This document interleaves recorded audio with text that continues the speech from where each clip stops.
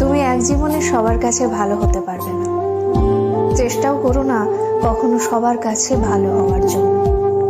কারণ সবার কাছে ভালো হতেই হবে এমন মাথার দিব্যি কেউ তোমায় দেয়নি। আর তুমি বেঁচে আছো তোমার নিজস্বতায়। সেখানে তোমায় কে ভাবলো, কে খারাপ ভাবলো, তাতে কিচ্ছু এসে যায় না। দিন শেষে নিজের জন্য নিজেকেই থাকতে হয়, অন্য কেউ তোমার জন্য থাকে না, থাকেনি কখনো, আর থাকবেও না। কারোর কাছে তুমি ভালো, ভীষণ ভালো, আবার সেই তুমি কারোর কাছে খুব খারাপ, জঘন্য একজন মানুষ। সেটা কেমন করে হয়? প্রশ্নটা মনের মধ্যে আসতেই পারে। আসলে আমাদের কে ভালো ভাবছে আর কে খারাপ ভাবছে সেটা বিপরীতে থাকা মানুষটার মানসিকতার উপরই নির্ভর করে।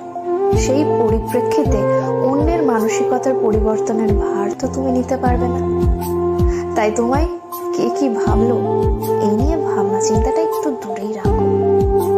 খেয়াল করে দেখলেই বুঝতে পারবে তোমার কথা বলার ধরনে তোমায় কেউ বলবে বাহ বেশ মিষ্টি ভাষী, আবার কেউ বলবে কি ন্যাকারে বাবা।